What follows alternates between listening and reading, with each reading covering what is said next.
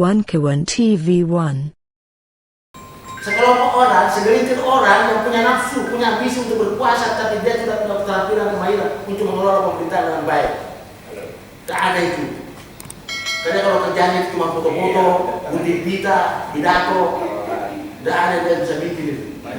Ini dibiayai oleh oligarki ekonomi, namanya bandar politik. Saya tahu itu di pemilu itu selama 5 tahun itu. Tapi 2004 saya masuk juga, saya kelola di situ. Kamu salah cerita ini. Saya bikin teori itu bukan teori omong kosong itu, punya data. Saya lama di Badan Intelijen Negara. Itu di Satgas 01, di kontra intelijen, kontra spionase, kontra teroris, kontra sabotase. Ngeri saya itu. Kalau saya pergi ke bandara itu, dia jaga polisi. Itu objek apa itu? Objek vital, bukan alat vital itu. Objek vital. Kenapa polisi yang jaga? Seharusnya militer di situ. Aneh betul negara ini. Tidak paham bernegara. Tugasnya polisi itu tentang order. Polisi itu cuma tugasnya 3. Apa itu? Mencium tidak itu kriminal. Makanya dia direkam dengan detektif kriminal. Yang kedua patroli untuk jaga Mulyadi, jaga hartanya, jangan diganggu. Malah saya disuruh ronda. Malah saya mengajar dengan baik. Terlalu bodoh dia berpikir. Itu fungsi negara ini. Apalagi fungsinya lalu lintas. Saya bertanya, apakah polisi itu penegak hukum? Bukan. Dan masuk dalam teori negara itu. Ya. Oke? Sudah paham? Tapi kalau melaksanakan fungsi pembantuan dia, apa fungsinya militer? Militer bisa cuma satu, bertempur sampai mati. Makanya itu kalau saya lihat latihan itu nembak, kalau saya pimpinannya, ya kalau saya menteri pertahanan, urusan itu cuma 2, ya, dengan DPR, otoritas sipil. Bagaimana militer itu digunakan? Jangan disalahgunakan. Bagaimana pembangunan kekuatan militer? Tentang pembinaan kekuatan militer itu otonominya dia, urusannya dia. Mau taruh pangkatnya di mana, warna apanya dan sebagainya, itu urusannya dia. Yang penting saya sediakan sepatu, biaya, rumah, logistik. Kalau latihan nembak, dikasih peluru cuma 10, satu salah disuruh pusat. Apa yang terjadi? Ahli pusat, bukan ahli nembak. Kalau saya pemimpin militer itu saya kasih dalam berkarung-karung. Satu salah, hukumnya cara tembak kamu tidak salah 10 peluru, salah lagi 10 lagi. Akhirnya lama-lama dia tinggal malam kan nembak, karena dia karena sudah terbiasa, ngantuk aja kena, karena sudah ahli nembak. Itu yang dibutuhkan itu urusannya otoritas sipil. Masa tentara dikandani? Siapa bilang ada reformasi? Tidak ada reformasi, yang ada itu deformasi, perusakan itu. Militer di penjara di baraknya itu. Nanti kalau dia keluar, kalau ada baliho mau dikasih dulu. Tidak ada itu. Polisi disuruh berkeliaran. Tidak ada yang jaga kita di rumah, ya. Begal aja kita pusing. Karena begal itu persoalan kecil kalau negara ini. Jadi memang tidak ada niat untuk memperbaiki. Tapi saya sebagai akademisi, ilmuwan, sudah tahu itu. Saya sudah jelaskan, karena ada teori kekuasaan mengatakan, apabila kekuasaan itu dipraktekkan dengan buruk, maka yang terjadi 1, menindas, 2, anti kritik. Kalau saya ngomong seperti ini ditangkap. Anti kritik, anti perubahan, dan berubah. Gitu, status quo. Kayak Soekarno, mau jadi presiden seumur hidup, ikuti Pak Harto, mau jadi presiden sepanjang masa, ikuti lagi Jokowi, mau 3 periode. Itu status quo namanya. Dan lolos dia dikasih anaknya. Status quo. Ya kalau sudah status quo, sudah korup, sudah menindas, berarti pasti sudah korup. Itu praktek kekuasaan buruk. Nah, kalau praktek kekuasaan baik, apa itu? Ya transparan, akuntabel, kredibel, partisipatif. Buat undang-undang konsultan dulu, jangan tidur orang bagi ketok palu gitu kan. Teorinya sudah jelas semua. Apa yang gini, ketika orang-orang baik berdatangan, orang-orang jahat bepergian. Oke? Ketika orang-orang jahat berdatangan, orang-orang baik bepergian. Saya kesal kepada teman-teman saya. Banyak yang jadi menteri tidak ada yang panggil saya. Kalau ceramah banyak panggil saya.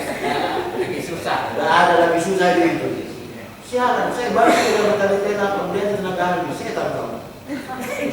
Itu bukan level saya itu. Level saya sekarang mengambil kebijakan. Karena saya tahu bahwa kebijakan ini kalau diambil resikonya seperti ini. Karena fungsi teori itu meramal salah satunya prediktif. Ya kan? Saya bukan dukun, saya ilmuwan. Ya bidang saya yang saya tahu. Kira-kira gitu ya. Oke? Tidak ada pertanyaan lain kan? Jadi jangan tak usah bersatu itu. Tidak usah. Kemarin saya waktu pemilu saya sudah minta senior-senior saya jalan. Bang, abang jalan. Beritahu itu partai Islam. Kalau dia mau menang, gabung semua. Merger. Saya bilang gitu. Dia bilang apa? Merger. Saya bilang iya merger. Tinggal kau bikin faksi. Ya, PKS urusan luar negeri. Ya kan? Kenapa ketawa? Nah itu justru bagus. Itu teori bukan teori dari langit, teori bumi itu. Daripada berkoalisi, itu koalisi kumpul kebo. Teori mana yang mengatakan itu benar? Tunjukkan ilmuwan itu. Tidak ada itu ilmuwan bodoh kalau mengatakan bahwa itu praktek teori kepartaian yang benar. Di mana ada teorinya mengatakan bahwa partai politik boleh mencalonkan kadernya, yang bukan kadernya? Di mana mau dapat itu? Jadi bukan praktek itu koalisi. Di mana ada koalisi sebelum pemilu terjadi, ya? Nah, ada dalam teori ilmu politik. Dalam parlementer, koalisi itu baru terjadi setelah selesai pemilu. Dalam presidensi haram hukumnya koalisi. Kenapa? Karena presiden dikasih dia hak prerogatif. Kalau ada koalisi artinya apa? Membunuh parlemen. Kalau membunuh parlemen berarti tidak ada pengawasan. Kalau tidak ada pengawasan artinya apa? Istana dengan Senayan berkomplot. Menderita Anda. Oke? Itu seperti yang saya katakan tadi. Merger aja. PKS ambil politik luar negeri misalnya. Apalagi partai apa yang mengambil Islam? PKB ambil politik dalam negeri. Ini saja paling baik kekuasaan. Merger kau nggak usah bertengkar. Nah tapi itu susah ya. Saya mau tutup pembicaraan saya. Ya. Saya mau tutup pembicaraan saya.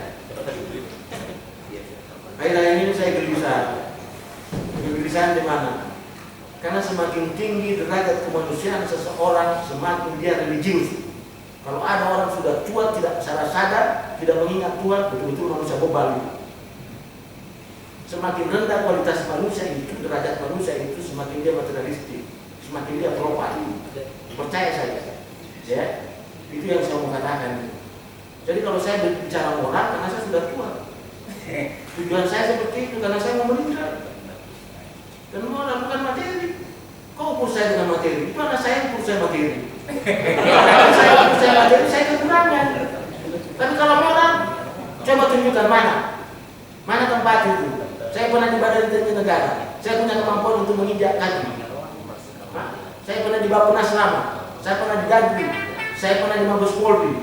Tempat-tempat itu punya data. Datanya itu yang saya mau pelajari. Bukan untuk menggunakan kesempatan untuk menginjak kaki. Anda tidak bisa. Saya masuk istana tahun 93 itu. Saya katakan tadi kan skripsi saya dibimbing oleh Panas. Jenderal Nasution. Makanya saya bilang tadi kalau ada Panas di sini. Kalau ada Panas di sini, pasti saya jadi pengikutnya. Kenapa? Karena saya tahu Panas, dia pasti marah sekali.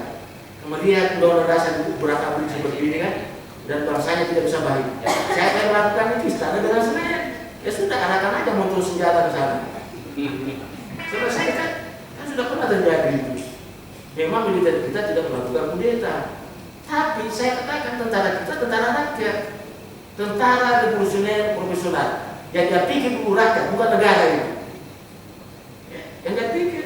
Nah kalau dia sudah ada tentara menggertak, saya katakan tadi, lihat aja ciri-cirinya. Kalau ada tentara yang memperkaya diri, suka menggertak rakyat, menakut-nakuti rakyat, itu berarti tentara Pretoria. Itu mencari keuntungan. Buruk itu. Tapi kalau seperti Pak Nasution, apa yang Anda lakukan itu? Seperti Pak Kiflan tadi. Saya tahu beliau. Ya kan? Dia mantan Pangkostrat, banyak duit yang dia pegang, ada pasukan dia. Dia pakai tidurnya di rumahnya kan? Bikin aja pasukan hantu. Kalau saya itu pasukan hantu semalam dapat berapa? Bagi. Iya kan? Saya punya pasukan terlaki ya kan? Kira-kira begitu. Tapi otak saya kan otak politik. Politik itu baik, bukan buruk. Kalau saya buruk, ilmu saya itu ilmu mengajari Anda tentang seluk-beluk ular. Bukan mengajarkan Anda menjadi ular. Karena ular pun marah. Karena dia lihat kamu ular palsu. Jadi apa yang didapat itu? Bahwa itu ada kekuasaan yang baik, ada kekuasaan yang buruk. Ada pejabat yang baik, ada pejabat yang buruk. Itu yang beritahu itu. Ular hati-hati. Kalau dia bentuknya begini, ya hati-hati. Kamu udah digigit, kau dipatok. Itu namanya mati. Tapi kalau lewat panjang-panjang begini tiba-tiba ada kakimu dan berdarah, tidak usah nangis. Kalau cuma digigit ular, ya kan? Jadi digigit dengan dipatok sudah beda. Itu maksud saya itu kan. Anda kuasai negara, Anda kuasai pemerintah, Anda kuasai sistem politiknya itu, Anda lebih paham kan? Saya kira gitu ya. Tidak gitu. Tidak usah lagi itu besok-besok tidak usah maksudkan, tidak usah menunggu orang untuk menemani Anda untuk berjuang.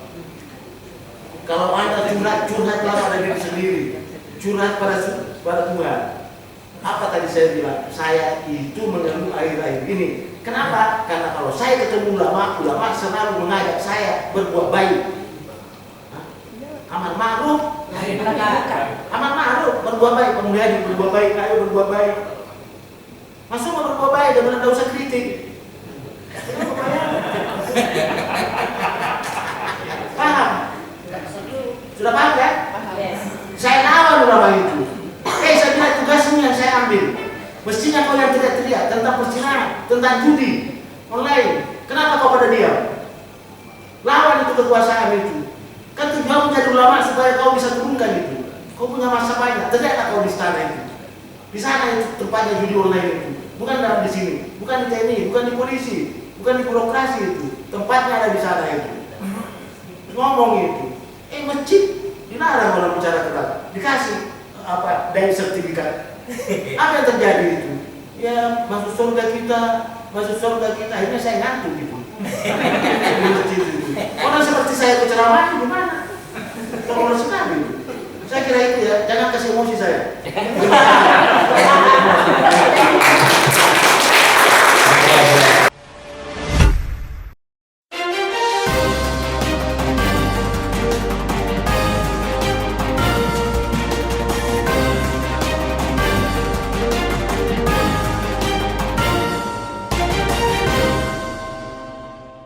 One Kawan TV 1